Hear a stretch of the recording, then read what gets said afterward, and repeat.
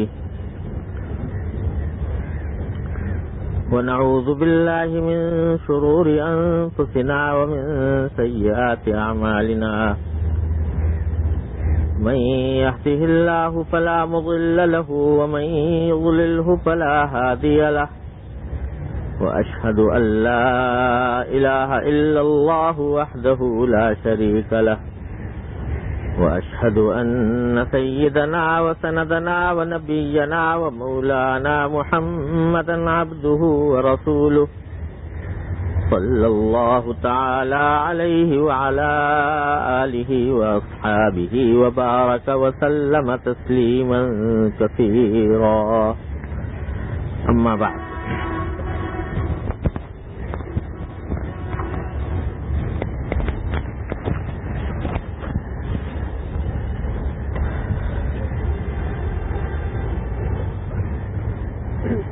یہ اس کتاب کا جو ہم پڑھ رہے ہیں آخری باب ہے. آواز نہیں آ رہی؟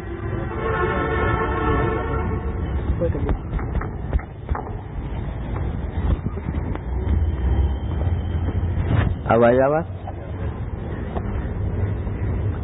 شاید کچھ اس کی ٹھیک سے اس کو کچھ بڑھانا ہے. آواز بڑھا.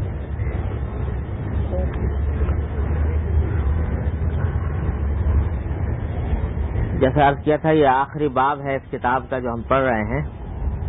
اور شاید یہ آخری اس کتاب کی آخری مجلس ہوگی. اس میں آخری باب قائم کیا ہے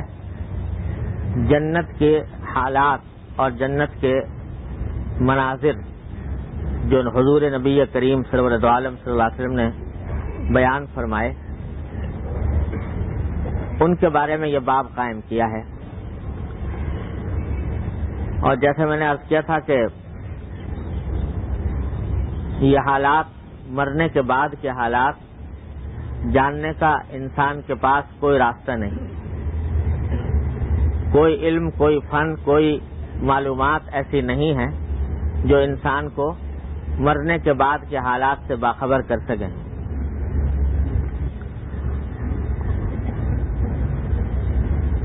جو جاتا ہے یہاں سے جس کو وہاں کی خبر ہوتی ہے اس کی خبر ہمیں نہیں رہتی. کارا کے خبر شد خبرش باز نہیں آمد. جس کو وہاں کے حالات کا پتہ لگ گیا پھر اس کا ہی پتہ نہیں چلا کہ وہ کہاں گیا. میرے والد ماجد حضرت مولانا مفتی محمد شفیع صاحب قدس اللہ تعالیٰ سرہ ایک بزرگ کے بارے میں ایک قصہ سنایا کرتے تھے کہ ایک بزرگ تھے، ان سے ان کے مریدین نے کہا کہ حضرت یہ مرنے جو بھی آدمی جاتا ہے اس دنیا سے تو اس کے بعد ایسا جاتا ہے کہ کوئی خبر نہیں دیتا، نہ یہ بتاتا ہے کہ وہاں کہاں پہنچا، نہ یہ بتاتا ہے کہ کیا معاملہ ہوا، نہ یہ بتاتا ہے کیا مناظر اس نے دیکھے. تو کوئی ایسی تدبیر بتائیے کہ ہمیں بھی کچھ پتہ لگے وہاں کا. تو بزرگ نے کہا کہ بھئی ایسا کرو کہ جب میرا انتقال ہو تو تم جب مجھے دفن کرو قبر میں تو وہاں ایک قلم اور ایک کاغذ رکھ دینا. تو اگر مجھے موقع ملا تو میں وہاں سے قلم کاغذ کے اوپر لکھ کر تمہیں بتا دوں گا کہ کیا واقعات پیش آئے. لوگ بڑے خوش ہوئے. یہاں تک کہ بزرگ کا انتقال ہو گیا تو ان کے اس وصیت کے مطابق انہوں نے جب دفن کیا دفن کے ساتھ وہ کاغذ بھی رکھ دیا، قلم بھی رکھ دیا اور کہا تھا کہ اگلے دن آ کے دیکھ لینا، مجھے دفن کرنے کے بعد آ کر میرے قبر پر دیکھ لینا، قبر کے اوپر تمہیں لکھا ہوا ملے گا. تو لوگوں نے یہی کیا. اگلے دن قبر کے اوپر پہنچے تو واقعی دیکھا تو ایک پرچہ لکھا ہوا پڑا ہے.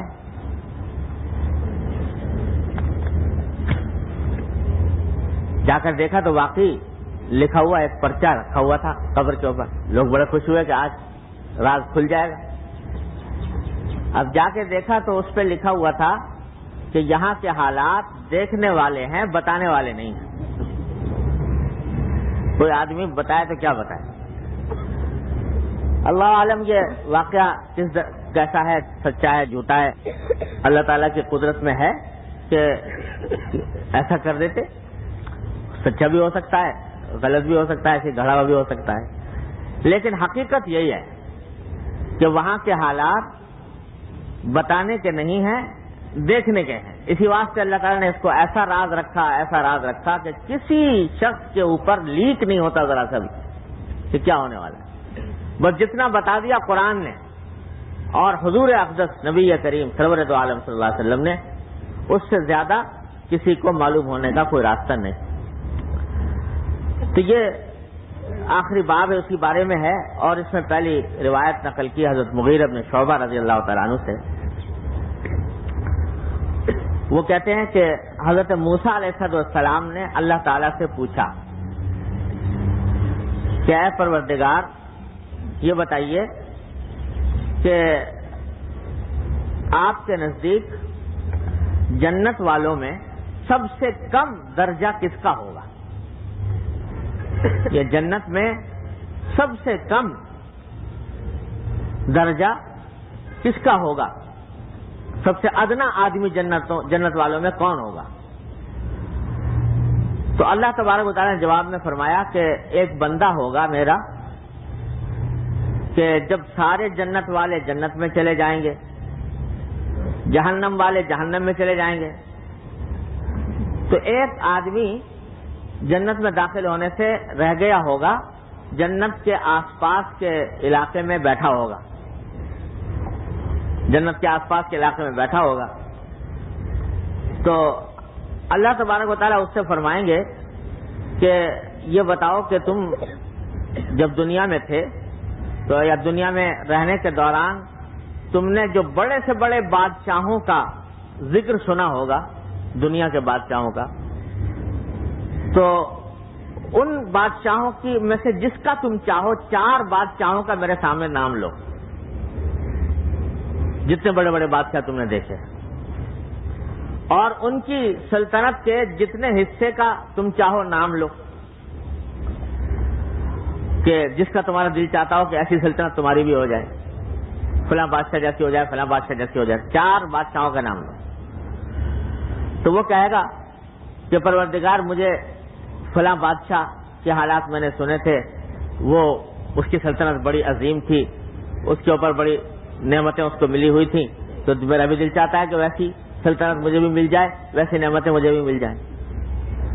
یہاں تک کہ وہ 4 مختلف بادشاہوں کی سلطنتوں کا نام لے گا۔ تو اللہ تعالیٰ فرمائیں گے کہ اچھا یہ بتاؤ کہ ان کی سلطنتوں کے نام تو تم نے لے لیے، بادشاہوں کے نام لے لیے، لیکن جو جو لذتیں ان کو ملی ہوئی تھیں، جن کا تم نے کبھی تذکرہ سنا ہوگا کہ فلاں بادشاہ ایسے عیش میں ہے، ایسے آرام میں ہے،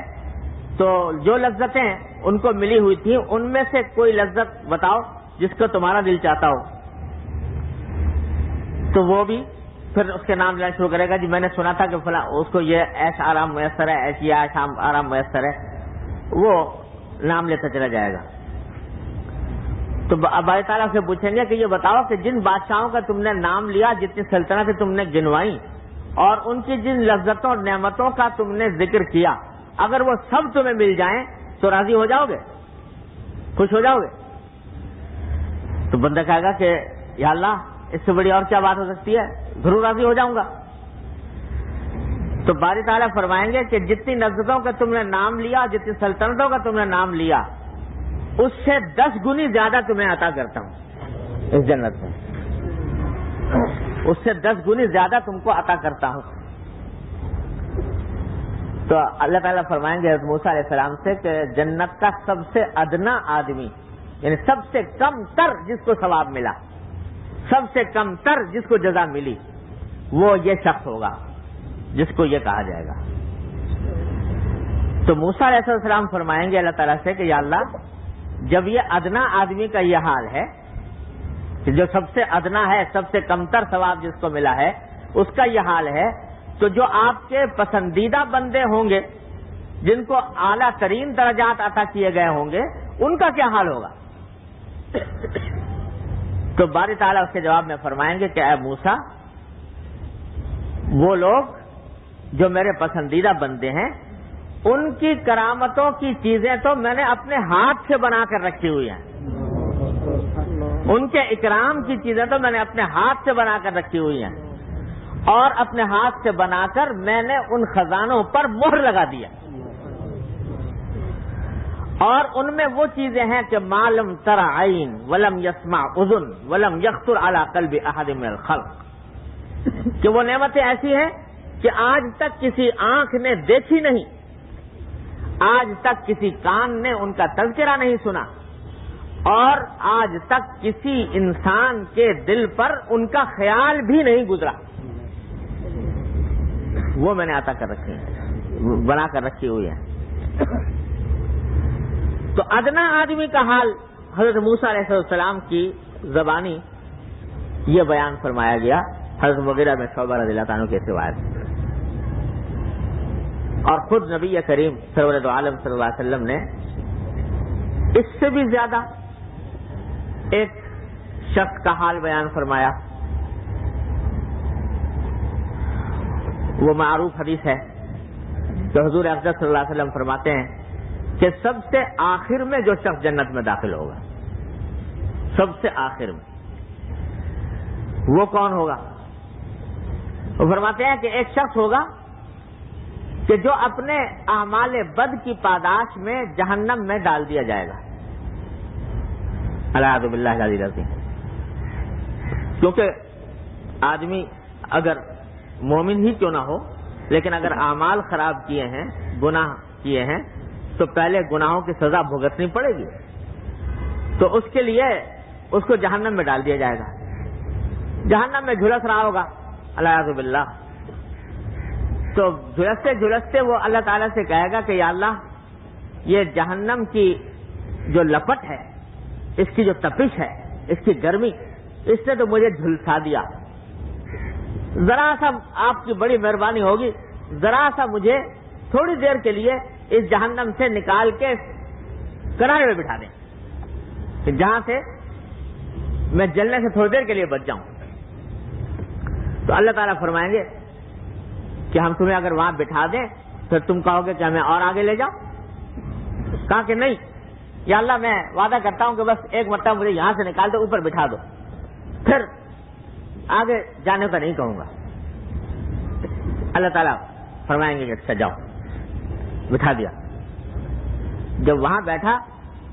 تو بیٹھنے کے تھوڑی دیر بعد ذرا ہوش حواس کچھ ٹھکانے آئے، کچھ حواس درست ہوئے، تو تھوڑی دیر کے بعد کہنے لگا کہ یا اللہ، آپ نے مجھے یہاں پر بٹھا دیا، جہنم سے نکال تو دیا، باقی ابھی تک اس کی لپٹ آ رہی ہے جہنم کی، تو تھوڑا سا وقت مجھے ایسا دے دیجئے کہ یہ لپٹ بھی نہ آئے، ذرا سا مجھے آگے بڑھا دیجیے۔ اللہ تعالیٰ فرمائیں گے کہ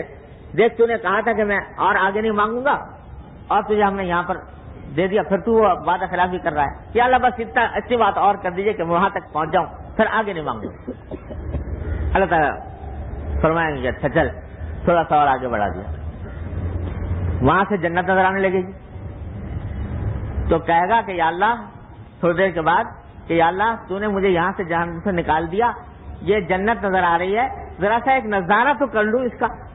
اس کے دروازے کے پاس جا کر دیکھ تو لوں کہ یہ کیا چیز ہے۔ اللہ تعالیٰ فرمائیں گے پھر تو وعدہ خلافی کرتا ہے، تاکہ جب تو اللہ جب تو نے آپ نے اپنے کرم سے مجھے یہاں تک پہنچایا تو ایک نظارہ مجھے، ایک نظر، ایک جھلک مجھے اس کی بھی دکھا دی۔ اللہ تعالیٰ کہیں گے جب تو یہ دکھاؤں گا تو کہے گا مجھے اندر داخل کر دیجیے، تاکہ نہ، بس مجھے ایک جھلک چاہیے، جھلک دیکھ لوں، پھر آگے نہیں کہوں گا۔ اللہ تعالیٰ وہاں لے جائیں گے، جب وہاں تھوڑی دیر گزرے گی تو کہے گا یا اللہ، تو ارحم الراحمین ہے، تو نے جب مجھے جنت کے دروازے تک پہنچا دیا تو اے اللہ، اپنے فضل سے مجھے اندر بھی داخل کر دیجیے۔ تو اللہ تعالیٰ فرمائیں گے ہم تو تجھے پہلے ہی کہہ رہے تھے کہ تو وعدہ خلافی کرے گا، لیکن چل، جب تو نے ہمیں اپنی رحمت سے یہاں پر تجھے پہنچا دیا تو چل، تجھے اندر جنت میں داخل کر دیتے ہیں، اور جنت میں تجھے اتنا بڑا رقبہ دیتے ہیں کہ جتنا پوری کرۂ زمین کا رقبہ ہے اتنا تجھے جنت میں رقبہ ہم تجھے عطا کر دیتے ہیں. تو کہ اللہ تو ارحم الراحمین ہے، میرے ساتھ مذاق کرتے ہیں آپ، یہ میں کہاں اور جنت کا اتنا بڑا رقبہ کہاں؟ تو اللہ تعالیٰ فرمائیں گے کہ میں مذاق نہیں کرتا، واقعی تجھے جنت کا اتنا بڑا رقبہ عطا کر دیا گیا، تو وہ دے دیا جائے گا. حدیث میں آتا ہے کہ حضور نبی کریم سرور دو عالم صلی اللہ علیہ وسلم نے یہ حدیث ہنستے ہوئے بیان فرمائی، مسکراتے ہوئے بیان فرمائی، اور جن صحابے نے سنی تھی اپنے شاگرد کو ہنستے ہوئے بیان فرمائی، انہوں نے اپنے شاگرد کو ہنستے ہوئے بیان فرمائی، یہاں تک کہ حضور اقدس صلی اللہ علیہ وسلم کے وقت سے لے کر آج تک جب بھی یہ حدیث بیان کی جاتی ہے تو بیان کرنے والا بھی ہنستا ہے اور سننے والے بھی ہنستے ہیں، مسلسل بالضحک کہلاتی ہے یہ. تو یہ وہ شخص ہے جو سب سے آخر میں جنت میں داخل کیا جائے گا. اب اندازہ کیجئے کہ سب سے آخر میں داخل ہونے والے کے لیے یہ کہا جا رہا ہے کہ جتنا پورا کرۂ زمین ہے اتنا تجھے عطا کر دیا گیا. اللہ اللہ. بات وہی ہے کہ آج ہم لوگ یہاں بیٹھے ہیں اس دنیا میں، اس عالم کی ہوا نہیں لگی، اس کا پتہ نہیں، اس واسطے اس کی وسعتوں کا کوئی اندازہ کر ہی نہیں سکتے. تعجب آتا ہے کہ ایک آدمی کو ایک پورے زمین کے برابر جگہ ملے گی، کیسے ملے گی، اور ملے گی تو وہ کرے گا کیا اس میں؟ اس کی بڑی زمین اگر مل بھی گئی تو اس سے کیا فائدہ اٹھائے گا، کیا کرے گا اس کا؟ وہ اس واسطے سمجھ میں نہیں آتا کہ اس عالم کی ابھی تک ہوا لگی نہیں. جو کل پچھلی مرتبہ میں مثال دے رہا تھا کہ جب بچہ ماں کے پیٹ میں ہوتا ہے تو اس کو ابھی تک دنیا کی ہوا نہیں لگی ہوتی، وہ صرف ماں کے پیٹ ہی کو سب کچھ سمجھتا ہے، اور جب دنیا میں آتا ہے تو پتہ لگتا ہے کہ وہ ماں کا پیٹ تو کچھ بھی نہیں تھا اس دنیا کے آگے. تو اسی طرح اللہ تبارک و تعالیٰ اپنے رحمت سے ہم سب کو وہ عالم اپنی رضا کے ساتھ دکھا دے تو پتہ لگے کہ واقعتاً کیا چیز ہے وہ اور کیا اس کے حالات. تو اللہ تبارک و تعالیٰ نے وہ عالم تیار کر رکھا ہے. الحمدللہ ثم الحمدللہ. ہمارے حضرت ڈاکٹر صاحب صلی اللہ تعالیٰ سے فرمایا کرتے تھے الحمدللہ وہ جنت مومنوں کے لیے تیار کی گئی ہے، صاحبان ایمان کے لیے تیار کی گئی ہے. تو اگر ایمان رکھتے ہو اللہ جل جلالہ کے اوپر تو یقین کرو کہ وہ تمہارے لیے تیار کی گئی، تمہارے لیے ہے. ہاں اس جنت تک پہنچنے کے لیے اور اس کے راستے کی رکاوٹوں کو دور کرنے کے لیے تھوڑا سا کام کرنا ہے، وہ کام کر لو تو انشاءاللہ وہ جنت تمہاری ہے، تمہارے لیے تیار. تو اللہ تبارک و تعالیٰ اپنی رحمت سے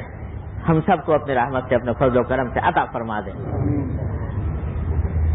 ایک حدیث میں آتا ہے کہ ایک روایت میں آتا ہے حضرت سعید بن مسیب رحمۃ اللہ علیہ جو بڑے درجے کے تابعین میں سے ہیں، بڑے اونچے اولیاء اللہ میں سے ہیں، عجیب و غریب بزرگ ہیں، حضرت ابو ہریرہ رضی اللہ تعالیٰ عنہ کے شاگرد تھے. تو ایک مرتبہ وہ کہتے ہیں کہ میں حضرت ابو ہریرہ کے ساتھ جو صحابی بھی ہیں، ان کے استاد بھی ہیں، بڑے بزرگ ہیں، ان کے ساتھ جمعہ کے دن میں کسی بازار میں چلا گیا. حضرت ابو ہریرہ کو کوئی چیز خریدنی تھی تو میں بھی ساتھ چلا گیا، تو ہم نے کوئی چیز خریدی. جب خریدنے کے بعد بازار سے لوٹنے لگے تو حضرت ابو ہریرہ نے مجھ سے کہا کہ اے سعید، میں دعا کرتا ہوں کہ اللہ تعالیٰ مجھے اور تمہیں دونوں کو جنت کے بازار میں جمع کرے، جنت کے بازار میں جمع کرے. اب دیکھو یہ حضرات صحابہ کرام رضی اللہ تعالیٰ مجمعین کی بات کہ وہ ہر آن ہر لمحے آخرت کی کوئی نہ کوئی بات ادنا سی مناسبت سے نکال کر اور اس کے دھیان کو، اس کے ذکر کو، اس کے استحضار کو تازہ کرتے رہتے تھے، تاکہ یہ دنیا کی بات، دنیا کے جو مشغولیات ہیں یہ انسان کو اپنے اندر اس طرح نہ ڈبو ڈالے کہ آخرت بھول جائے انسان. لہذا دنیا کا کام کر رہے ہیں، بازار گئے ہیں، خریداری کر رہے ہیں، اور خریداری کے دوران یہ بات کہہ دی شاگرد کو کہ اللہ تعالیٰ مجھے اور تمہیں جنت کے بازار میں جمع کر دیں۔ تو سید ابن مسیب رحمۃ اللہ علیہ فرماتے ہیں کہ میں نے حضرت ابو ہریرہ سے کہا کہ کیا جنت میں بھی بازار ہوں گے؟ مطلب ایک سوال یہ پیدا ہوا کہ وہاں تو سنا ہے کہ ہر چیز مفت ملا کرے گی، تو بازار میں تو خرید و فروخت ہوتی ہے، تو کیا جنت میں بھی بازار ہوں گے؟ تو حضرت ابو ہریرہ نے کہا کہ ہاں وہاں پر بھی بازار ہوگا، اور وہ بازار ایسا ہوگا کہ میں نے حضور نبی کریم سرور دو عالم صلی اللہ علیہ وسلم سے سنا ہے کہ ہر جمعہ کے دن جنت میں اہل جنت کے لیے بازار لگا کرے گا۔ کیسے لگے گا؟ تو حضور اقدس صلی اللہ علیہ وسلم نے اس کی تفصیل بیان فرمائی حضرت ابو ہریرہ کی اس روایت میں کہ جب جنت والے جنت میں چلے جائیں گے اور ہر ایک اپنے ٹھکانے پر پہنچ جائے گا اور خوب آرام سے ہوں گے، مست ہوں گے، اور وہاں سے نکلنے کا یا اس جگہ سے جانے کا کہیں تصور بھی نہیں ہوگا، اتنی نعمتوں کے اندر اللہ تبارک و تعالیٰ رکھیں گے، تو اچانک ایک وقت اعلان ہوگا کہ اب سارے اہل جنت کو دعوت دی جاتی ہے کہ وہ اپنے ٹھکانوں سے باہر آئیں اور ایک بازار کی طرف چلیں، بازار کی طرف چلیں۔ تو لوگ جو ہیں اس نئی آواز اور نئے اعلان کی بنیاد پر باہر نکلیں گے اور چلیں گے، تو ایک ایسا بازار ہوگا جس کے اندر ایسی عجیب و غریب اشیاء اور ایسی عجیب و غریب نعمتیں جو اس سے پہلے کبھی اہل جنت نے دیکھی نہیں ہوں گی، ان کی دکانیں سجی ہوئی ہیں، اور لوگ ان دکانوں کے اندر ان کا نظارہ کر رہے ہیں، لیکن دکانیں سجی ہوئی ہیں لیکن خرید و فروخت نہیں ہوگی، بلکہ ہر ایک اہل جنت کو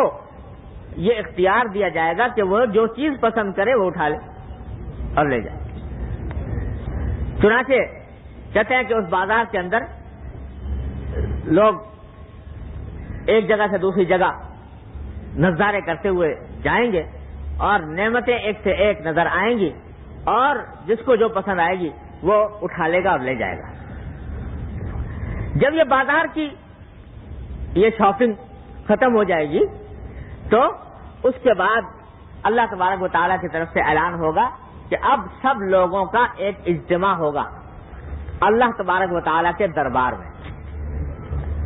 اور کہا جائے گا کہ آج وہ دن ہے جو جب دنیا میں تم تھے تو دنیا کے اندر جمعہ کا دن جب آیا کرتا تھا تو تم لوگ جمعہ کی نماز کے لیے اپنے گھروں سے نکل کر سب لوگ ایک جگہ جمع ہوا کرتے تھے، وہ اجتماع ہوتا تھا۔ تو آج اللہ تبارک و تعالیٰ اس اجتماع کا صلہ تم کو اس جنت کے اس اجتماع کی صورت میں عطا فرمانے والے ہیں، اور اللہ جل جلالہ کا دربار لگا ہوا ہے،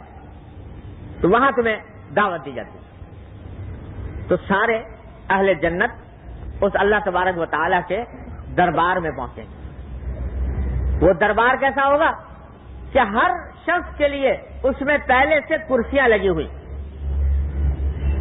اور کرسیاں بھی اس حدیث میں یہ ہے کہ کرسیاں اس طرح ہوں گی کہ کسی کی کرسی جواہر سے بنی ہوئی، کسی کی کرسی سونے سے بنی ہوئی، کسی کی کرسی موتیوں سے بنی ہوئی، کسی کی کرسی چاندی سے بنی ہوئی، اور اس طرح حسب درجات جتنا اعلیٰ درجے کا آدمی ہوگا اتنی اس کی کرسی شاندار ہوگی۔ ان کرسیوں پر لے جا کر ہر ایک کی نشست مقرر ہوگی اور ان کرسیوں پر لے جا کر بٹھا دیا جائے گا۔ اور ساتھ ہی حدیث میں یہ بھی ہے، اس حدیث میں یہ بھی ہے کہ جس کی جیسی کرسی ہوگی، باوجود ہے کہ درجات میں فرق ہے، لیکن جس کی جیسی کرسی ہوگی وہ اس کو اتنا بہتر سمجھے گا کہ اس کے دل میں یہ حسرت نہیں ہوگی کہ کاش مجھے ویسی کرسی مل جاتی جیسی کہ وہ بیٹھا ہوا ہے، کیونکہ غم تو ہے نہیں اس دنیا میں، اس جنت کے عالم میں حسرت کا کوئی تصور نہیں۔ اس واسطے اللہ تبارک و تعالیٰ اس کو وہ اسی پر اتنا مطمئن فرمائیں گے کہ اس کو کوئی خواہش نہیں ہوگی کہ صاحب فلاں اعلیٰ درجے کی کرسی مل جاتی، اس کرسی پر لے جا کر بٹھا دیا جائے گا سب۔ اور جو سب سے کم رتبے کے لوگ ہوں گے جنت میں، ان کو ان کرسیوں کے گردا گرد ٹیلے ہوں گے، اور ٹیلے کہے کہ مشک اور عنبر کے ٹیلے، ان مشک اور عنبر کے ٹیلوں پر ان کی نشستیں مقرر ہوں گی، اس پر بٹھا دیا جائے گا۔ جب سارے اہل جنت اس دربار میں اللہ تبارک و تعالیٰ کی طرف سے اس طرح بٹھا دیے جائیں گے کہ ہر ایک اپنی نشست پر بیٹھ چکا ہوگا، تو ایک روایت میں آتا ہے کہ اس وقت اللہ تبارک و تعالیٰ اس دربار کا آغاز اس طرح ہوگا کہ حضرت اسرافیل علیہ السلام سے، جنہوں نے سور پھونکا تھا قیامت کا، ان سے اللہ تبارک و تعالیٰ اپنے کلام کو ایسے خوبصورت لہن میں سنوائیں گے کہ ساری دنیا کی اور کائنات کی موسیقیاں اور نغمے اس کے آگے ہیچ ہوں گے۔ وہ نغمہ سنوایا جائے گا، اور نغمہ سنوانے کے بعد پھر روایت میں آتا ہے کہ آسمان کے اوپر بادل چھا جائیں گے، جیسے کہ گھٹا آ جاتی ہے اور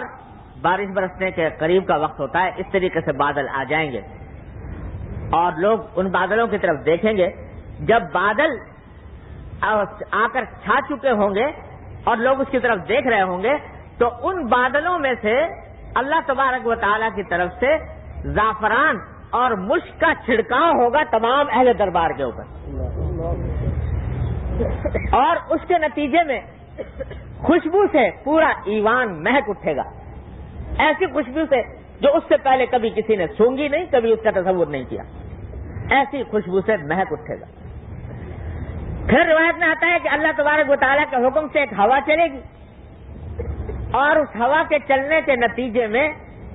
ہر ایک انسان کو اس ہوا سے اس قدر فرحت اور اس قدر نشاط حاصل ہوگا کہ اس فرحت اور نشاط کے نتیجے میں ہر انسان کا حسن و جمال دوبالا ہو جائے گا،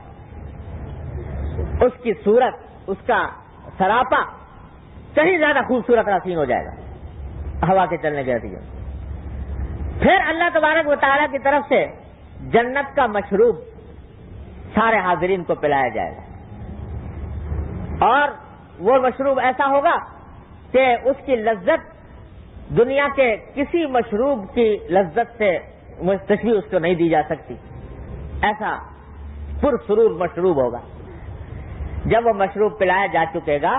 تو اللہ تبارک و تعالیٰ کی طرف سے پوچھا جائے گا کہ اے جنت والو، یہ بتاؤ کہ کیا دنیا میں ہم نے تم سے جو وعدے کیے تھے کہ تمہارے اعمال صالحہ کے بدلے میں، تمہارے ایمان کی جزا میں ہم تمہیں فلاں فلاں نعمتیں دیں گے، کیا وہ ساری کی ساری تمہاری پوری ہو گئی یا کچھ باقی ہے؟ تو سارے اہل جنت بیک زبان عرض کریں گے کہ یا اللہ، اس سے بڑی نعمتیں اور کیا ہوں گی جو آپ نے ہمیں عطا فرمائی ہے؟ سارے وعدے ہمارے سامنے پورے کر دیے گئے اور ساری نعمتیں آپ نے ہمیں عطا فرما دی، اب اس کے بعد تو ہمیں کسی چیز کی خواہش نظر نہیں آتی۔ کہا کہ بتاؤ کہ کیا اب بھی تمہیں کسی چیز اور چیز کی خواہش ہے کہ نہیں؟ تو وہ کہیں گے کہ اہل جنت کہیں گے کہ ہمیں تو اب کوئی اور خواہش نظر نہیں آتی، ساری راحتیں حاصل، ساری لذتیں حاصل، اب اور کیا نعمت؟ لیکن اس وقت بھی روایت میں آتا ہے کہ علماء کام آئیں گے۔ بعض لوگ تو کہہ دیں گے جی اور کسی چیز کی حاجت نہیں، تو بعض لوگ جو ہیں وہ جا کے علماء سے پوچھیں گے کہ یہ آپ بتائیے کوئی کون سی چیز ایسی ہے جو بھی باقی رہ گئی۔ تو علماء اس کے جواب میں عرض کریں گے کہ یہ کہو کہ ہاں ابھی ایک نعمت باقی ہے، اور وہ ہے اللہ آپ کا دیدار۔ چنانچہ جب ان کی طرف سے یہ کہا جائے گا تو اللہ تبارک و تعالیٰ فرمائیں گے کہ ہاں یہ نعمت تمہاری ابھی باقی ہے، اور اب تمہیں اس نعمت سے سرفراز کیا جاتا ہے۔ اس کے بعد اللہ جل جلالہ کا دیدار ہوگا، اپنا جلوہ اللہ تبارک و تعالیٰ تمام اہل جنت پر تو یہ ایک چھوٹی سی منظر کشی ہے جمعہ کے دن کے اجتماع کی، جو اللہ تبارک و تعالیٰ اپنی رحمت سے اپنے نیک بندوں کو عطا فرمائیں گے۔ اللہ تعالیٰ اپنی رحمت سے، اپنے فضل و کرم سے ہم سب کو بھی اس کا کوئی حصہ عطا فرما دے۔ تو یہ ایک چھوٹی سی جھلک دکھائی ہے، لیکن جیسا میں نے پہلے عرض کیا تھا کہ حقیقت میں کوئی بھی لفظ اور کوئی بھی تعبیر اور کوئی بھی منظر کشی جنت کے حالات کا صحیح مرقع کھینچ نہیں سکتی. اس واسطے کہ حضور اقدس صلی اللہ علیہ وسلم نے خود فرما دیا کہ حدیث میں ہے کہ اللہ تبارک و تعالیٰ نے یہ فرمایا ہے, حدیث قدسی ہے, یہ فرمایا ہے کہ میں نے اپنے بندوں کے لیے وہ چیزیں تیار کر رکھی ہیں جو آج تک کسی آنکھ نے دیکھی نہیں, کسی کان نے سنا نہیں, اور کسی دل میں اس کا خیال بھی نہیں گزرا. ایسی نعمت ہے. تو علماء کرام نے فرمایا کہ اگرچہ نام تو دنیا کی نعمتوں جیسے ہیں کہ بھئی وہاں پر پھل ملے گا, مثلا قرآن شریف میں ہے کہ وہاں پر پھل ہوں گے طرح طرح کے, خاص طور سے نام آیا ہے انار کا آیا ہے, انگور کا آیا ہے, اور اس کا کھجور کا آیا ہے, مختلف پھلوں کے نام ہیں. تو نام تو دنیا ہی جیسے ہیں, لیکن حقیقت ان کی ایسی ہے کہ دنیا میں ہم اس کا تصور کر نہیں سکتے کہ وہ کیسا کھجور ہے, کیسا انار ہے, اور کیسا زیتون ہے, اور کیسا پھل ہے. اس پھل کا تصور ہم یہاں رہتے ہوئے کر نہیں سکتے, اس کی حقیقت کچھ اور ہے. یہ روایات میں ہے کہ محلات ہوں گے, لیکن محلات سے ہم یہ سمجھتے ہیں کہ جیسے دنیا میں کہیں دیکھیں ہیں محلات, اس واسطے اس کا تصور ایسا آتا ہے, لیکن حقیقت میں وہ محلات, وہ اس کی حقیقت کیا ہے ہم اس کا یہاں بیٹھ کر تصور نہیں کر سکتے. اسی طرح جتنی چیزوں کا ذکر آتا ہے کہ صاحب اس میں شراب ہوگی اور شہد ہوگا اور دودھ ہوگا اور نہر, اس کی نہریں ہوں گی,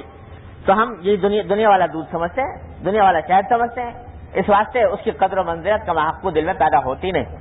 ورنہ حقیقت اس کی ایسی ہے کہ ہم یہاں رہ کر اس کا تصور کر نہیں سکتے. اللہ تبارک و تعالیٰ نے وہ عالم ایسا بنایا. اور سب سے بڑی بات جو ہمارے لیے ناقابل تصور ہے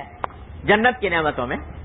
جو دنیا میں کسی انسان کے تصور میں آ ہی نہیں سکتی, وہ یہ ہے کہ اس میں قرآن شریف میں فرمایا کہ نہ وہاں پر خوف ہوگا نہ وہاں پر حزن ہوگا. یعنی نہ ماضی کا خوف, ماضی کا غم, اور نہ مستقبل کا اندیشہ. یہ وہ چیز ہے جو دنیا میں کبھی کسی بھی انسان کو میسر آ ہی نہیں سکتی. کہ یہاں دنیا کے اندر اللہ تعالیٰ نے عالم ایسا بنایا ہے کہ کوئی خوشی کامل نہیں, کوئی لذت کامل نہیں. ہر خوشی کے ساتھ کوئی نہ کوئی غم ضرور رکھا ہوا ہے, ہر لذت کے ساتھ کوئی نہ کوئی تلخی ضرور لگی ہوئی ہے.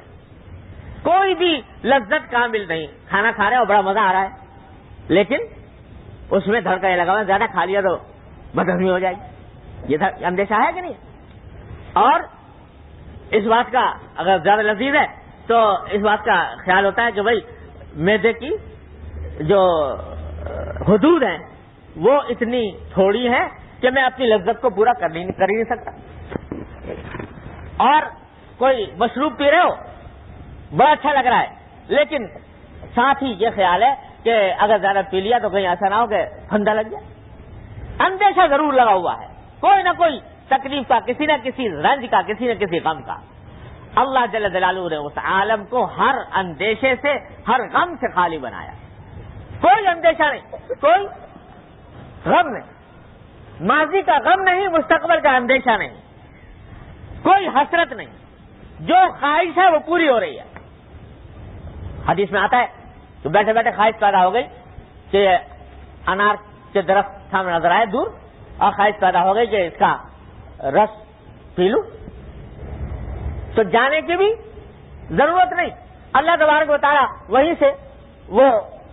آ کر اس کا جوس تمہارے پاس تیار حاضر. اللہ تبارک و تعالیٰ نے اپنے ان نعمتوں کے تھوڑی تھوڑی, تاکہ انسان کے بھی کچھ کچھ سمجھ میں آنے لگے, یہ چیزیں اس کی کچھ جھلکیں دنیا کے اندر دکھا دیں. پہلے لوگ ان سب باتوں کو بڑا عجیب سمجھتے تھے کہ بھئی یہ کہتے ہیں یہ کچھ طلسماتی باتیں کی جا رہی ہیں, طلسم ہوش ربا کی باتیں ہیں, اور اس کے اوپر یقین کرنے میں لوگوں کو تامل ہوتا تھا. لیکن اللہ تعالیٰ نے آج دکھا دیا کہ انسان نے اپنی محدود سے محدود عقل کے بلبوتے پر, تجربے کے بلبوتے پر وہ کام کر دکھایا کہ آج سے 100 سال پہلے کسی کو کہے جاتے تو اس کو دیوانہ کہتا. 100 سال نہیں, آج سے 20 سال پہلے کوئی یہ کہتا کہ بھئی ایک ایسا آلہ ایجاد ہونے والا ہے کہ ابھی خط لکھو اور 1 منٹ میں امریکہ پہنچ جائے, تو وہ کہتا پاگل آدمی، امریکہ کہاں اور ہمارا جگہ کہاں، اگر ہوائی جہاز سے بھی جائے تب بھی کم از کم 20-22 گھنٹے لگتے ہیں، 1 منٹ میں خط کیسے پہنچ جائے گا؟ لیکن اللہ تعالیٰ نے دکھا دیا، فیکس مشین ایجاد ہو گئی، ٹیلیکس مشین ایجاد ہو گئی، اور یہاں ٹائپ کیا اور وہاں ٹائپ ہو گیا، یہاں سے فیکس داخل کیا وہاں اس کی کاپی نکل آئی۔ اللہ تبارک و تعالیٰ نے انسان کو اس محدود عقل کے ذریعے ایسے آلات ایجاد کرنے کے اوپر اللہ تبارک و تعالیٰ نے توفیق عطا فرما دی۔ جی تو جب یہ محدود انسان اپنی ذاتی چھوٹی سی عقل کے بلبوتے پر یہ کام کرنے پر قدرت رکھتا ہے کہ یہاں کا خط 1 منٹ میں امریکہ پہنچ جائے، تو کیا اللہ جل جلالہ اپنی قدرت کاملہ سے اور اپنی رحمت کاملہ سے اپنے بندوں کے لیے جنت کے اندر یہ اسباب مہیا نہیں فرما سکتے کہ ادھر اس کے دل میں خواہش ہو ادھر پوری ہو جائے؟ آج سے چند سال پہلے کوئی کہتا کہ صاحب ایک ایسا مشین ایجاد ہونے والی ہے کہ اس میں کوئی پیچیدہ سے پیچیدہ حساب ڈالو 1 سیکنڈ میں اس کا جواب مل جائے گا۔ وہ جس حساب کو حل کرنے کے لیے پورا دن چاہیے، سارا دن بیٹھے ضرب تقسیم کرتے رہو تب جا کے کہیں حساب بنے، تو اب یہاں کمپیوٹر کے اندر 1 سیکنڈ کے اندر وہ ڈالا اور 1 سیکنڈ میں اس کا جواب حاضر۔ 100 سال پہلے کسی سے کہتے تو اس کو بیوقوف کہتا کہ یہ کیسے ہو سکتا، لیکن اللہ تبارک و تعالیٰ نے آنکھوں سے دکھا دیا۔ تو ہوتا یہ ہے کہ جب تک انسان کے سامنے حقائق نہیں آتے اس وقت تک وہ اعلیٰ درجے کی چیزوں کو ناقابل یقین تصور کرتا ہے، لیکن یہ حضرات انبیاء علیہ السلام جن کو اللہ تبارک و تعالیٰ نے وہ علم عطا فرمایا جو دنیا کے کسی بھی انسان کو عطا نہیں کیا گیا، انہوں نے یہ اطلاعات ہمیں دی ہیں، اور یقیناً اس سے زیادہ یقینی کوئی اور چیز نہیں ہو سکتی کہ یہ ساری خبریں سچی ہیں، 1000 درجے سچی یہ ہونے والی جب ہے تو بھائی یہ جنت اللہ تبارک و تعالیٰ نے تیار کر رکھی ہے، جیسے قرآن نے فرمایا کہ سابقوا الی جنت عرضها السماوات والارض اعدت للمتقین، دوڑو اس جنت کی طرف جس کا عرض، جس کی وسعت آسمانوں اور زمین کے برابر ہے، اتنی اس جنت کی طرف دوڑو، اور فرمایا اعدت للمتقین، یہ جنت متقیوں کے لیے تیار کی گئی ہے جو اللہ سے ڈرنے والے ہوں، تقوی اختیار کرنے والے ہوں، اللہ کے احکام کی پابندی کرنے والے ہوں۔ تو یہ جنت اتنی عظیم الشان ہے، اس کی نعمتیں ایسی ہیں، لیکن ساتھ میں حدیث میں نبی کریم سرور دو عالم صلی اللہ علیہ وسلم نے فرما دیا کہ ان الجنت حفت بالمکارہ، کہ ہے تو یہ اتنی زبردست چیز، اتنی عالی شان، اتنی عظیم الشان نعمتوں والی، لیکن اس کو اللہ تبارک و تعالیٰ نے گھیرا ہوا ہے ایسی چیزوں سے جو ظاہری طور پر انسان کے نفس کو ذرا شاخ گزرتی ہیں، ناگوار ہوتی ہیں۔ جیسے ایک بہت عالی شان باغ ہو، بہت عالی شان باغ ہے، محل ہے، لیکن اس کے گرد کانٹوں کی باڑ لگی ہوئی ہے، تو کانٹوں کی باڑ لگی ہوئی ہے تو اس میں داخل ہونے کے لیے اس کانٹوں کی باڑ کو عبور کرنا ہی پڑے گا، جب تک اس کانٹوں کی باڑ سے نہیں گزرو گے اس باغ کی نعمتیں اور لذتیں حاصل نہیں ہو سکتی۔ تو اللہ تبارک و تعالیٰ نے اپنی اس عالی شان جنت کے گرد باڑ لگائی ہے، کہے کہ ایسے چیزوں کی جو ذرا انسان کے نفس کو شاخ گزرتی ہیں۔ کیا کہ کچھ فرائض واجبات دے دیے، بھئی یہ فرائض ہیں، یہ واجبات ہیں، ان کی پابندی کرو، تو شاخ گزرتا ہے کہ بھئی اپنا کام چھوڑ کے اور دوسرے کام چھوڑ کے آدمی نماز کی طرف بھاگے، مسجد میں جائے اور جا کر نماز پڑھے۔ یہ شاخ گزرتا ہے کہ بہت سی چیزیں جو انسان کا دل چاہتا ہے کہ کرے لیکن ان کو حرام قرار دے دیا گیا، گناہ قرار دے دیا گیا۔ اس نگاہ کی حفاظت کرو غلط جگہ پہ نہ پڑے، اس نگاہ کی حفاظت کرو کہ یہ نامحرم پر نہ پڑے، اس نگاہ کی حفاظت کرو کہ یہ غلط ناجائز پروگرام نہ دیکھے۔ تو یہ ذرا انسان کو شاخ گزر رہا ہے کہ بھئی دل تو چاہ رہا تھا، ہمیں روک دیا۔ یہ ہے وہ کانٹوں کی باڑ جو جنت کے گرد لگی ہوئی ہے۔ دل چاہ رہا ہے مسجد سے بیٹھے ہیں، کسی کا ذکر آ گیا، دل چاہ رہا ہے کہ خوب غیبت کریں اس کی۔ اب حکم آیا کہ نہیں، غیبت ہے، گناہ ہے، زبان کو روکو۔ یہ ہے کانٹوں کی باڑ جو جنت کے گرد لگی ہوئی ہے۔ اس کو اگر جنت کو حاصل کرنا ہے تو اس کانٹوں کی باڑ کو عبور کرنا ہوگا، اس کے بغیر اس جنت کا تصور اس جنت کا حصول ممکن نہیں، اللہ تبارک و تعالیٰ کی سنت کی۔ اور فرمایا کہ دوزخ کے گرد اللہ تعالیٰ نے جو باڑ لگائی ہے وہ شہوات کی ہے، یعنی بڑی دلکش خواہشات کی ہے۔ دوزخ کے گرد جو ہے وہ دوزخ کو گھیر رکھا ہے بڑی خوشنما چیزوں نے، بڑی خوشنما، دیکھنے میں اچھی، دل چاہتا ہے بھاگے اس کی طرف۔ تو ظاہرہ فی رحمت و باطنہ فی العذاب، اس کا ظاہر جو ہے بڑا اچھا لگتا ہے، لیکن اندر سے وہ عذاب ہے، دہتی ہوئی آگ ہے۔ اور جنت کے گرد باڑ لگی ہوئی ہے ان کانٹوں، لیکن یہ کانٹے بھی ایسے ہیں کہ اللہ تعالیٰ نے یہ کانٹے بھی ایسے بنائے ہیں کہ اگر کوئی شخص ہمت کر لے، عزم کر لے کہ مجھے یہ کانٹوں کی باڑ عبور کرنی ہے، تو اللہ تعالیٰ اس کے لیے ان کانٹوں کو بھی پھول بنا دیتے۔ یہ صرف کانٹے اس وقت تک ہیں جب تک ان کو دور دور سے دیکھو، جب تک ان کا محض تصور کرو تو یہ کانٹے ہیں، دور دور سے دیکھ رہے ہو تو ان کا عبور کرنا مشکل نظر آ رہا ہے، لیکن ایک مرتبہ ڈٹ کر اور ہمت کر کے ارادہ کر لیا کہ نہیں، میں تو یہ کانٹے کی باڑ عبور کر کے رہوں گا، مجھے وہ باغ نظر آ رہا ہے ان کے پیچھے، وہ نعمتیں نظر آ رہی ہیں اور ان کو عبور کر کے مجھے جانا ہے، تو اللہ تبارک و تعالیٰ ان کانٹوں کو بھی پھول بنا دیتے، اس کو بھی گلزار بنا دیتے۔ دیکھو حضرت معروف صحابی ہیں رضی اللہ تعالی عنہ، جہاد کے اندر ہے، جہاد میں ہے، تو جہاد کے اندر دیکھا کہ لشکر دشمن کا بڑے ہی کر و فر کے ساتھ اور بڑی زبردست طاقت کے ساتھ حملہ آور ہو گیا، اور کوئی راستہ بچاؤ کا ہے نہیں، تو بے ساختہ زبان کے اوپر جو کلمہ آیا وہ یہ تھا کہ بے ساختہ جو کلمہ آیا وہ یہ کہ غدن نلقى الاحبہ محمدا و صاحبہ، کہ دیکھو اب وقت آ گیا اور کل ہماری ملاقات اپنے محبوبوں سے ہوگی، یعنی محمد رسول اللہ صلی اللہ علیہ وسلم سے، اس عالم آخرت کے اندر۔ تو اس جنت کا اور اس عالم کا تصور کر کے یہ جو آگ اور خون کا کھیل ہو رہا تھا، جس میں لاشیں تڑپ رہی تھی، جان دینا اس دنیا میں سب سے زیادہ مشکل ہوتا ہے، لیکن اس جان دینے کے کانٹے کو بخوشی سہنے کے لیے تیار ہو گئے۔ تو حدیث میں آتا ہے کہ جب شہید اللہ کے راستے میں لڑنے والا شہید ہوتا ہے اور اس کو موت آتی ہے، تو موت کی تکلیف اس کو اور مرنے کی تکلیف اتنی بھی نہیں ہوتی جتنی کہ چونٹی کے کاٹنے کی تکلیف ہوتی۔ تو یہ در حقیقت وہ کانٹا تھا،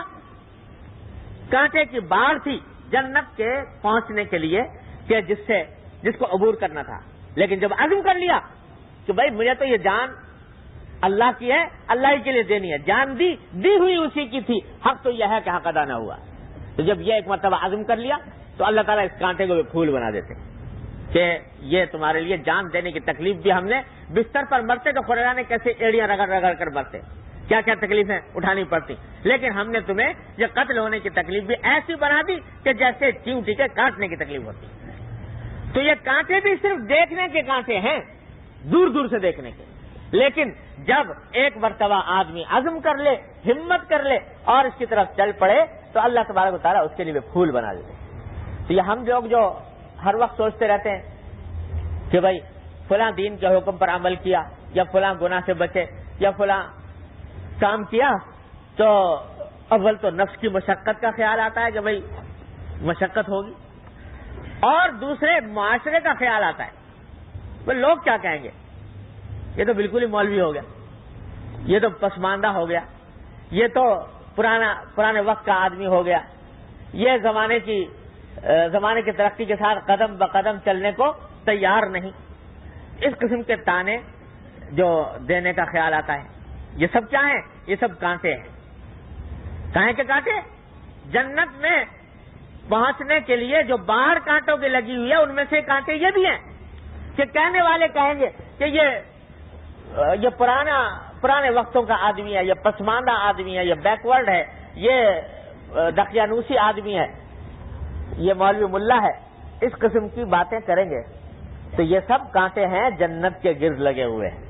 لیکن جب ایک مرتبہ اس کانٹے کو ٹھنڈا پیشانی سے قبول کر لو کہ ہاں ہیں ہم ملا اور ہیں ہم بیکورڈ تمہارے اصطلاح کے مطابق اور ہیں ہم پسماندہ، لیکن ایسے بیکورڈ ہیں جو محمد الرسول اللہ صلی اللہ علیہ وسلم کی سنت کی طرف دیکھنے والے ہیں۔ ایک مرتبہ یہ عزم کر لو تو یقین رکھو کہ یہ سارے کانٹے تمہارے لیے پھول ہیں۔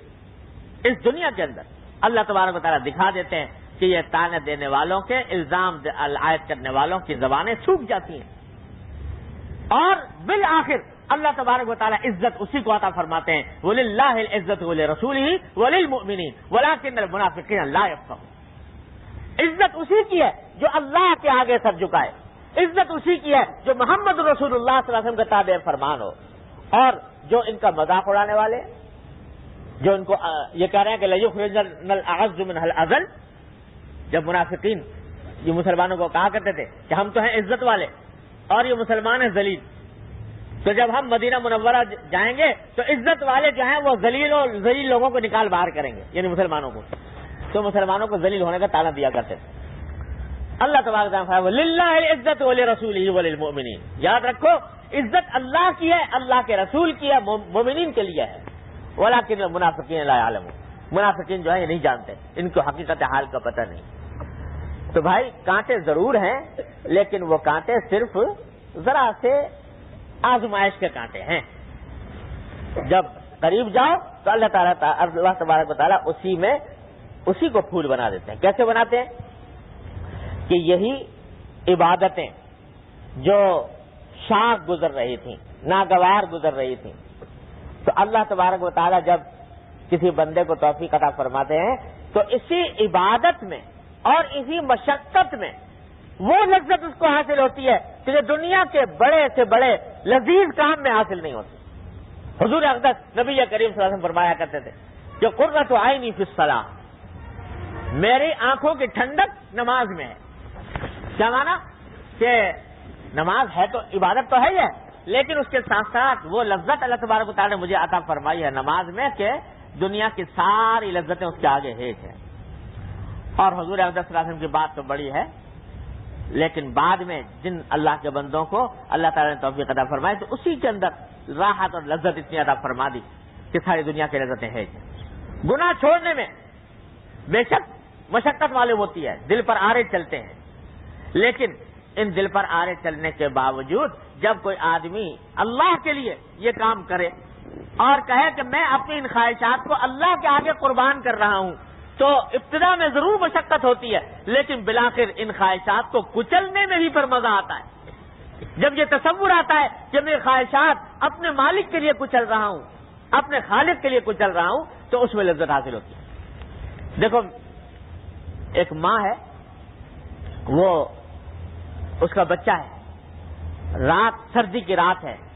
کڑاکے کی سردی پڑ رہی ہے، جاڑا پڑ رہا ہے، اور رات کو لحاف میں لیٹے ہوئے ہیں، اور پتہ چلا کہ صاحب بچے نے پیشاب پخانہ کر دیا۔ اب اس لحاف کو چھوڑ کر، نرم گرم گداز بستر کو چھوڑ کر، اور اس وقت میں ٹھنڈے پانی سے اس بستر کو دھونا اور بدلنا اور نیند کو خراب کرنا کتنی مشکل کام ہے، کتنا مشکل کام ہے۔ لیکن وہ ماں وہ کام کرتی ہے، اور کرنے کے ساتھ تھوڑی مشقت ضرور ہوتی ہے، لیکن جب اس کو تصور یہ آتا ہے کہ میں یہ کام اپنے بچے کے لیے کر رہی ہوں، اپنے جگر کے ٹکڑے کے لیے کر رہی ہوں، تو اس مشقت کے اندر ہی اس کو لطف آنے لگتا ہے، مزہ آنے لگتا ہے کہ میں اپنے بچے کے لیے یہ کام کر رہی ہوں۔ اگر اس سے کوئی یہ کہے کہ بھائی تجھے یہ بڑی مشقت اٹھانی پڑ رہی ہے، رات کو اٹھنا پڑ رہا ہے، سردی کا مقابلہ کرنا پڑ رہا ہے، بستروں کو چھوڑنا پڑ رہا ہے، تو ایسا کیوں نہ ہو کہ تیرا یہ بچہ جو ہے یہ تجھ سے چھن جائے، تاکہ کھڑی میں نہ پڑے، یہ رات کو تجھے اٹھنا نہ پڑے، یہ مشقت نہ اٹھانی پڑے۔ تو وہ یہ کہے گی کہ 1000 اس درجے سے زیادہ مشقتیں برداشت کرنے کو تیار ہوں، لیکن میرا بچہ مجھ سے نہ چھینے۔ کیوں؟ اس واسطے کہ محبت ہے اس بچے سے، اور اس محبت کی خاطر سخت سے سخت کام کرنے کو بھی تیار ہے، اور نہ صرف تیار ہے بلکہ اسی میں اس کو لذت آتی ہے، اسی میں اس کو مزہ آتا ہے۔ تو یہ کیوں ہو رہا ہے؟ اس واسطے کہ محبت ہے اس سے۔ جب اللہ جل جلالہ سے محبت ہو جاتی ہے، اللہ تبارک و تعالی ہمیں سب کو عطا فرما دے جب محبت ہو جاتی ہے تو اس کی راہ میں خواہشات کو کچلنے کے اندر بھی اللہ تعالیٰ وہ لذت عطا فرماتے ہیں جو خواہشات کو پورا کرنے میں حاصل نہیں ہوتی، وہ لذت عطا فرماتے ہیں۔ تو بھائی یہ جنت کی نعمتیں، یہ جو حضور اقدس صلی اللہ علیہ وسلم نے بیان فرمائی اور سارا قرآن ان سے بھرا ہوا ہے، یہ اس لیے ہے تاکہ ان کو حاصل کرنے کی انسان کوشش کرے اور اس کانٹوں کی باڑ کو عبور کرے جو اس کے ارد گرد لگی ہوئی ہے۔ اس کے لیے یہ بھی طریقہ بزرگوں نے بتایا ہے کہ دیکھو یہ قرآن کریم میں جو جنت کی نعمتوں کا بیان ہے یا حضور اقدس صلی اللہ علیہ وسلم نے احادیث میں جو بیان فرمایا، یہ بلا وجہ نہیں، یہ اس لیے بیان کیا گیا ہے تاکہ انسان اس دنیا میں رہتے ہوئے کبھی کبھی ان نعمتوں کا استحضار اور تصور اور دھیان کیا کرے۔ حضرت حکیم الامت رضی اللہ تعالیٰ عنہ مواعظ میں فرماتے ہیں کہ ہر مسلمان کو یہ چاہیے کہ روزانہ تھوڑی دیر چند لمحے بیٹھ کر تصور کیا کرے عالم آخرت کا، اور خاص طور سے جنت کی نعمتوں کہ اللہ تبارک و تعالیٰ نے مومنین کے لیے جو جنت تیار کی ہو۔ مثلا آج آپ نے یہ چند باتیں جنت کے نعمتوں سے متعلق سنی تو فرماتے ہیں حضرت کہ کسی وقت تھوڑا وقت نکال کر مراقبہ کرے، تصور کرے ان نعمتوں کا، اور یہ مراقبہ کرے کہ میں دنیا سے جا رہا ہوں، قبر میں رکھ دیا گیا ہوں، لوگ مجھے دفن کر کے رخصت ہو گئے، اور پھر عالم برزخ ہے، اور پھر حساب و کتاب ہے، اور میزان ہے، اور پل صراط ہے، اور اس سے گزرنا ہے، اور پھر جنت ہے اور جہنم ہے، اور پھر بالآخر جنت کی نعمتوں کا اور اللہ بچائے دوزخ کی عذاب کا جو قرآن کریم میں حدیث میں بیان ہوا ہے اس کا تھوڑا تصور کیا کرے، تھوڑا وقت نکال کے یہ کرو۔ کیوں؟ اس واسطے کہ یہ دنیا کی زندگی میں صبح سے لے کر شام تک مصروف رہنے کی وجہ سے ہم اس عالم آخرت سے غافل ہوتے چلے جاتے ہیں۔ عقیدہ تو ہے بے شک، یقین ہے الحمدللہ کہ وہ جانا ہے اس دنیا سے اور آخرت آنے والی ہے، لیکن تنہا یقین کافی نہیں بلکہ اس کا استحضار بھی ضروری ہے، اس کا دھیان بھی ضروری ہے۔ وہ استحضار اور دھیان ہی ہے جو انسان کو اطاعت پر آمادہ کرتا ہے، معصیت سے روکتا ہے، گناہوں سے بچاتا ہے۔ تو اس واسطے تھوڑا وقت نکالو، مراقبہ کرو، جو معمولات کا جو وقت مقرر ہے، قرآن کریم کی تلاوت کرتے ہو، مناجات مقبول پڑھتے ہو، تسبیحات پڑھتے ہو، اس کے بعد تھوڑا سا وقت 5 منٹ تصور کرو آنکھیں بند کر کے کہ دنیا سے جا رہا ہوں، قبر میں پہنچ گیا ہوں، عالم برزخ ہے، عالم آخرت ہے، اور جنت اور جہنم کی، جنت کی نعمتیں اور دوزخ کا عذاب ہے، اس کا تصور کرو۔ تو اس تصور کے نتیجے میں یہ استحضار پیدا ہوگا انشاءاللہ، اور دنیا کے کاموں کے اندر اس کا دھیان تمہیں اللہ کی اطاعت پر آمادہ کرے گا، معصیتوں سے بچنے میں مدد دے گا۔ یہ ہے مقصود ان ساری جنت کی نعمتوں کے بیان کرنے کا جو قرآن میں بھری ہوئی ہے اور احادیث میں بھری ہوئی ہے۔ اللہ تبارک و تعالیٰ اپنی رحمت سے، اپنے فضل و کرم سے اس کا ہم سب کو استحضار عطا فرمائے، اور جس مقصد کے لیے بیان کی گئی اللہ تعالیٰ ان کو پورا کرنے کی توفیق عطا فرمائے۔ دعا فرما لیجیے۔